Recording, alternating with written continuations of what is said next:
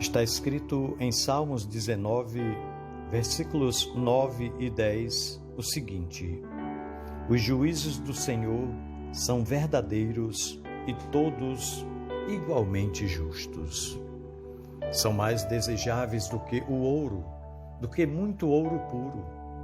São mais doces do que o mel, do que as gotas de favo. Meu irmão, minha irmã, eu não sei você, mas eu tenho um problema com sabores. Deixe-me explicar. Parece haver uma conexão irremediável entre o quanto um produto é saboroso e o quanto ele pode prejudicar a minha saúde. Claro que há exceções. É uma terrível contradição entre paladar e saúde. Os alimentos mais saudáveis não são, via de regra, os mais saborosos. Já o contrário costuma ser verdade. Quanto mais saboroso o alimento, menos saudável. Assim tende a ser. Esse é o meu problema com os sabores. Mas sejamos conscientes, é um problema que nós mesmos, os seres humanos, criamos.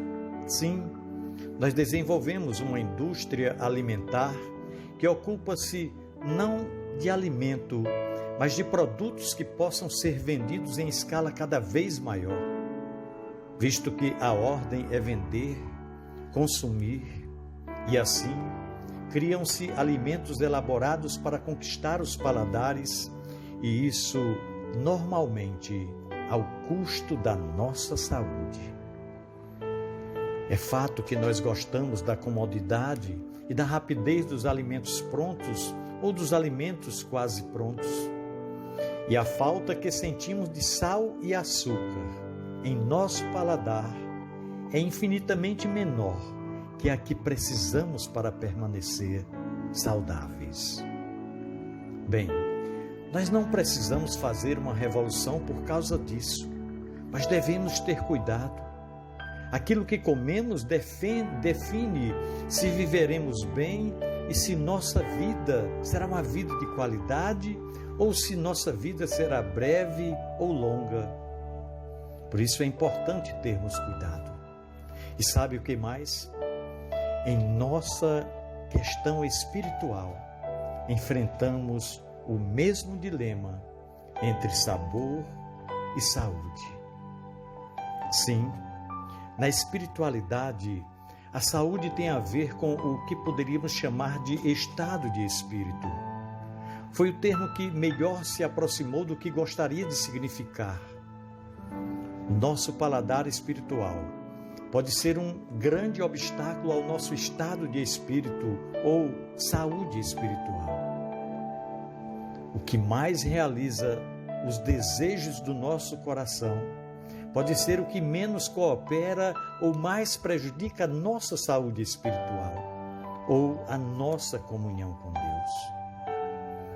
Como nosso paladar foi desvirtuado pela ambição do mercado, os nossos desejos do coração também foram corrompidos pelo pecado. Está escrito no livro do profeta Jeremias, capítulo 17, versículo 9, que nós precisamos ter cuidado com o nosso coração.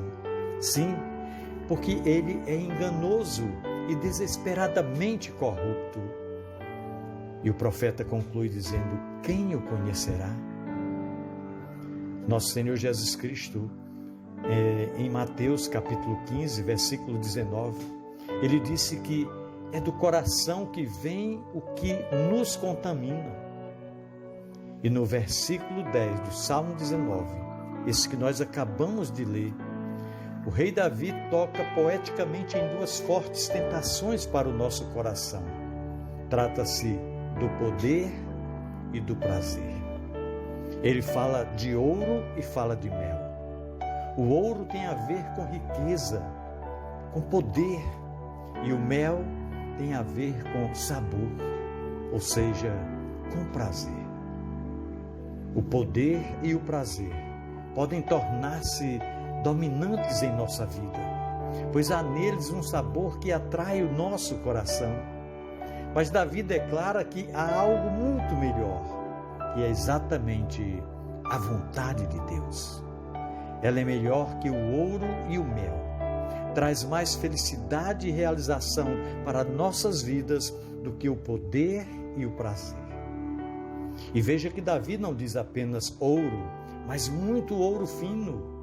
E ele não se refere ao mel dizendo apenas mel, mas usa a expressão as gotas do favo. Para Davi, viver segundo a vontade de Deus é incomparavelmente melhor para a vida do que muito poder e muito prazer. Meus queridos irmãos, Davi sabia disso e ele falhou em manter-se firme. Está registrado nas Escrituras. O pior é que nós também fazemos o mesmo. Mas podemos e devemos melhorar.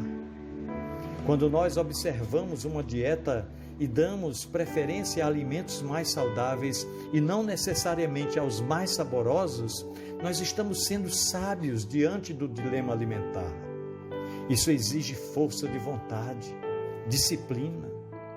Pois bem, essa mesma sabedoria devemos demonstrar escolhendo fazer a vontade de Deus, em lugar de nos guiar apenas pelo nosso coração, o enganoso coração. E todas as vezes que precisarmos escolher entre fazer a vontade de Deus ou satisfazer os nossos desejos de poder, de prazer, de vingança ou quaisquer outros dos muitos possíveis que não agradam a Deus, se nós agirmos com nossa sabedoria, estaremos encaminhando bem a solução de nosso dilema de fé. Como no dilema alimentar, precisaremos dominar o nosso apetite. Nós precisamos também e devemos contar com a ajuda de Deus nos dois casos, mas a responsabilidade será sempre nossa. Devemos nos amar o bastante para escolher mais santidade e mais saúde. Isso também será uma atitude de amor a Deus. Nosso corpo também tem valor para Deus. Davi testemunhou sobre o melhor caminho. Dia a dia teremos os nossos dilemas. Que nós jamais nos esqueçamos do que é mais desejável e mais doce do que o mel. Pensemos nisso. No amor de Cristo. Amém.